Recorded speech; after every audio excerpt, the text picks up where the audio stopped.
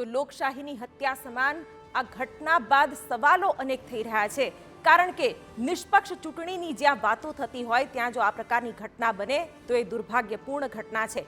સવાલો મોટા થઈ રહ્યા છે, ગંભીર થઈ રહ્યા છે, સાથે તપાસનો વિષય અને કાર્યવાહીનો વિષય પણ ચોક્કસ છે, કારણ કે જે બૂથ કેપ્ચરિંગનો વિડીયો સામે આવ્યો છે તે જગ જાહેર છે અને આક્ષેપો પણ ગંભીર લાગ્યા છે। લોકશાહીની હત્યાને અરે કાકા, શું માહોલ છે કાશ્મીરનો? દીકરા, પહેલા તો હાલ બેહાલ જ હતા। ઘૂસણખોરી, ડર અને તણાવ, અને આજે એટલા બધા ટુરિસ્ટ આવે છે, મેં મારી જિંદગીમાં નથી જોયા। સિનેમા હોલ ખુલ્યા, રેસિંગ થવા લાગી, ફોરેન સમિટ થવા લાગી, પહેલી વાર સિગ્નલ ઉપર રેડ લાઇટ લાગી, અને અમારા જીવનમાંથી રેડ એલર્ટ હટ્યું। અમારા મનમાંથી ખરાબ યાદોને હટાવી છે મોદીએ, છતાં પણ એ કહે છે આ તો બસ ટ્રેલર છે। ભાઈ, શાંતિ, સુરક્ષા અને વિકાસની ગેરંટી મોદીજીની, તો એને જીતાડવાની ગેરંટી આપણા સૌની। કમળનું બટન દબાવો, ભાજપને જીતાડો।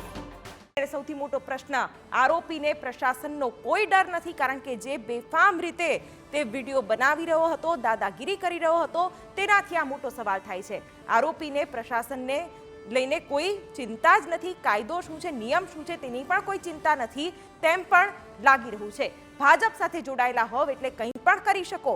ભાજપનો ઝંડો ઝાલીને આ પ્રકારે દાદાગીરી કરતા શખ્સો અનેક મળી આવે છે, તેમાંનો આ એક કિસ્સો છે। સત્તાનો નશો કેટલો યોગ્ય તે પણ સવાલ અહીં ચોક્કસથી થઈ રહ્યો છે। સાથે સાથે એવા પણ મોટા પ્રશ્નો થઈ રહ્યા છે કે જેના કારણે કાર્યવાહી થશે કે કેમ તે પણ એક સવાલ થઈ રહ્યો છે, કારણ કે બગદાર લોકો સામે કાર્યવાહીને લઈને પણ ક્યાંક ઢીલાશ રાખવામાં આવે છે। નેતાના પુત્રને બચાવવાનો પ્રયત્ન થશે કે શું તે પણ એક સવાલ ચોક્કસથી થઈ રહ્યો છે આ ઘટના બાદ, કારણ કે આ ભાજપ નેતાનો પુત્ર છે તે પણ સામે આવી ચૂક્યું છે। નેતા પુત્રને બચાવવાના કોઈ પ્રયત્ન થશે કે કેમ તે પણ એક સવાલ શ્યોર થઈ રહ્યો છે, કારણ કે આ ઘટના પછી એવી ઘણી બધી બાબતો કાર્યવાહીને લઈને પણ ઉઠી રહી છે।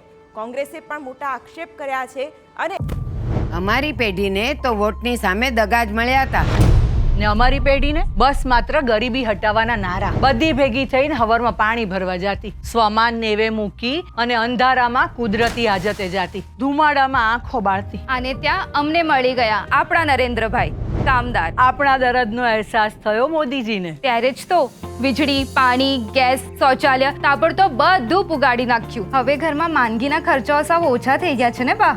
હાસ તો દવાઓના ખર્ચા ઘટ્યા છે અને સમય પણ વધ્યો છે। ભલું કરજો, અમારા જેવા કરોડો લોકો ગરીબીમાંથી બહાર આવી ગયા। હા, પણ મમ્મી, ભાભી, મોદીજી કહે છે આ તો હજુ ટ્રેલર છે, હજુ તો આખા ભારતમાંથી ગરીબી હટાવવાની ગેરંટી છે મોદીજીની, અને મોદીજીને જીતાડવાની ગેરંટી આપણી। કમળનું બટન દબાવો, ભાજપને જીતાડો। રીપોલિંગની પણ વાત કરી છે, એટલે કે ફરીથી મતદાન થાય આ બૂથ ઉપર તેવી પણ માંગ કરવામાં આવી છે। તો આ તરફ પોલિંગ બૂથમાં સર્જાયેલ વિવાદ બાદ મુખ્ય ચૂંટણી અધિકારીએ પણ પ્રતિક્રિયા આપી હતી। તેઓએ કહ્યું કે બૂથ કેપ્ચરિંગનો કિસ્સો જણાતા એસપી અને કલેક્ટર સાથે ચર્ચા કરી કાર્યવાહી કરવા નિર્ણય લેવામાં આવશે। સમગ્ર મામલે ઉપસ્થિત અધિકારી પાસેથી તમામ રિપોર્ટ પણ માંગવામાં આવ્યો છે। આ મામલે આરોપીઓને ઝડપી લેવાયા છે અને ઘટનામાં રિપોર્ટ બાદ પોલિંગના અધિકારીઓ પર પણ કાર્યવાહી કરવામાં આવી શકે છે। અમે તપાસ કરી અને પ્રાથમિક રીતે બૂથ કેપ્ચરિંગનો કિસ્સો જણાતા તેમાં એસપી શ્રી અને કલેક્ટર શ્રીના જોડે ચર્ચા કરી અને એફઆઈઆર કરવાની કાર્યવાહી હાલમાં ચાલુ છે મહીસાગર જિલ્લાના એસપી દ્વારા, તથા જે આરઓ જે છે એ દાહોદના છે, તો આરઓ એમના સ્ક્રુટિની દરમિયાન આ મુદ્દો ચર્ચા કરી અને તેમાં એના મતદાન બાબતે શું કાર્યવાહી કરવી વિડીયો બાબતે એનો નિર્ણયનો અભિપ્રાય અહીંથી અત્રેથી યોગ્ય નિર્ણય